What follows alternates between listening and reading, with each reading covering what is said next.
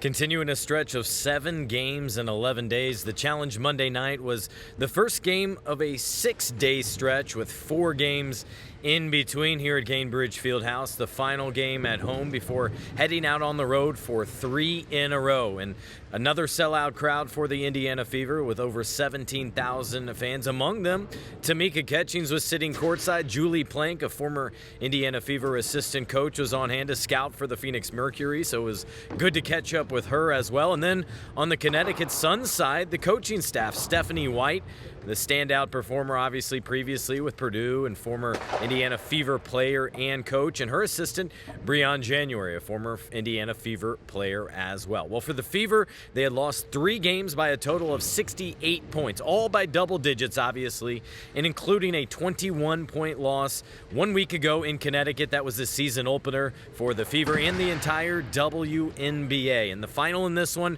they were oh so close to that elusive first win. 88-84 was the final here Monday night at Gainbridge Fieldhouse as the Fever led late. They led 76-72 with 4 minutes left.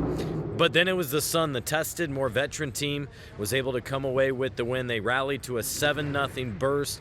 The Fever had a costly 2 minutes, including Caitlin Clark turning it over a couple times. She had a take foul, as well as the first technical in her WNBA career. And still, with 7.4 seconds left, the Fever had a chance. They inbounded it, a great play design. It led to Aaliyah Boston, second-year center, getting an open layup under the basket, and she missed it. So the Connecticut Sun held on for the win Monday night over the Fever. Yeah, I thought they were going to really try to take Kelsey and Caitlin away right there. Aaliyah just made that same layup, and I just thought, let's just go right back to her. She'll get a layup or a foul, and we'll tie it up. It was a good look. She'll hit it next time. I think down the stretch of these tight games, it's less about the X's and O's, and I think you got to know personnel and know who you're defending. I think collectively the help side has to be there. We just have to be intact down the stretch of games when it get tight, and I think we were there, but not close enough. I think that we could have came together a lot closer down the stretch of the game and got stops, and that's a team thing. It's not individual. I think it's a team thing. I just think there's room for improvement, and we're young, but enough is enough as far as when it come down to it. I think for us it's about now is the time to do what we're supposed to do, and we fell short, and that's not enough. We just have to find a way to get stops. That's what great teams do. They've been in this situation before. They know exactly what players need to have the ball in their hands to make a play, and we just have to be better and being able to we had gotten a stop, but we gave up that. We knocked the ball out of bounds on that rebound late.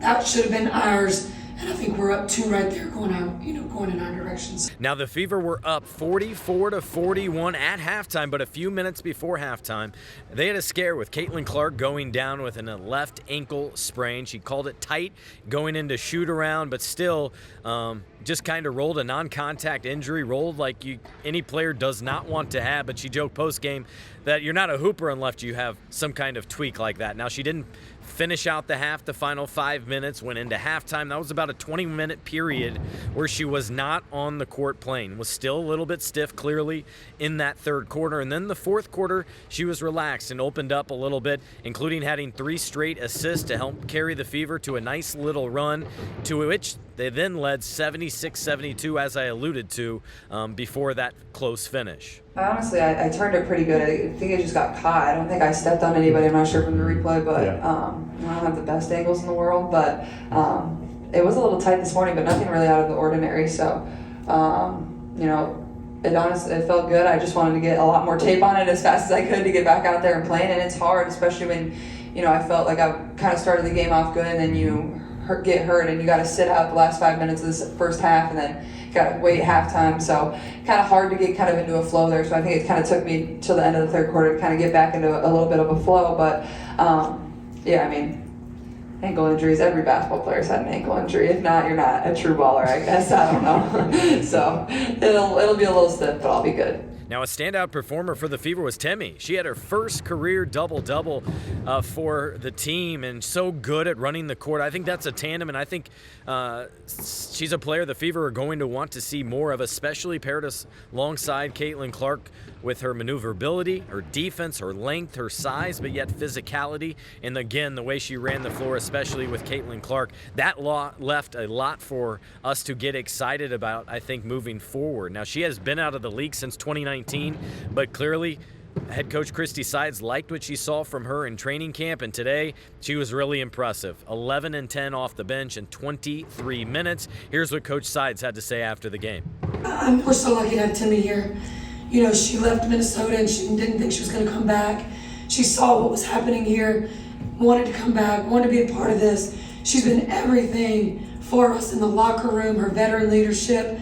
You know, we talked to our players about with these teams, the New Yorks, the Connecticuts, the Vegases, we want to match their level. Temi stopped us tonight in the locker room. She said, no, we are the level. We make that look. We create that. We're not matching anybody. That is what she brings to our team, and that is huge for us. She runs the floor as good as anybody. You saw it there in the fourth quarter, the way she ran the floor, kind of slipped behind the defense and was able to finish a big basket for us. So, you know, Temi's somebody that you never have to question how she's going to show up and work. She plays great defense. She's long, she's athletic, but I don't know. She's been somebody that's been honestly really motivational for me coming into this league. She's always had my back and been there to pick me up and, you know, help me kind of learn too. Now, Kelsey Mitchell also talked. She looked a lot more comfortable out on the floor. She still hasn't had a full practice with this Indiana Fever team. And one thing that Coach Sides stressed to the team throughout the day is they've only had 22 days together. Already played 4 games, more than any other team. The games are coming quickly, and it's because the national TV networks are wanting to spotlight Caitlin Clark and the Fever. So they've been on all these spotlight games and taken full advantage. The trouble is they're playing 2 of the best opponents in the Eastern Conference. And so here coming up, you hope to see the opponents not be as talented. Now, the Las Vegas Aces coming up, that's not the case at all. That's going to be a very difficult one, but to see Kelsey Mitchell out there and in the starting lineup for the 2nd consecutive game, that was a positive. And one thing that she has stressed to her teammates in the last couple of days is to stop wasting time, to maximize the opportunities. These count. No longer are they just throwaway games, and look forward to the future. I think a lot of times we come to the gym and we fight teeth and nails and the blood, sweat, tears. We deserve to give ourselves some grace by responding, you know. And I think that those lulls that we have after our bad starts to first and third quarters, I think it's a waste of time, and I know that we can be better. So it's just about us holding ourselves accountable to the standard, you know what I'm saying? Like not being comfortable, you know, like cruising. There ain't no time to cruise in this league. Like you cruise, you're gonna get punched. So that's our next maturation as far as wasting time. I think there's a difference between just coming here to play the games and, you know, seeing the spectacle and hear the fans and all that crap. But I think at the end of the day, if we're here and we're going to compete with the best in the world, we got to compete every night.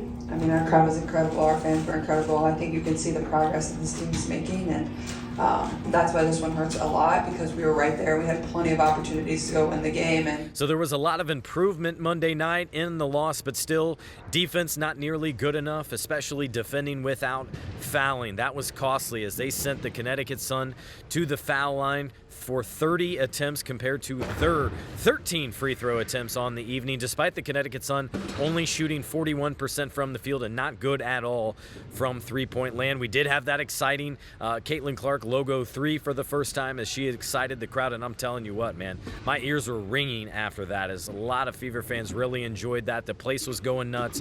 Erica Wheeler was celebrating. Those two have a good chemistry that's evolving, but that was too little too late because the Fever were unable to hang on, did not close this one, which was a common theme for them last season, and a common theme at training camp was about 12 practices long. Up next, the Fever head out west for 3 games in a row.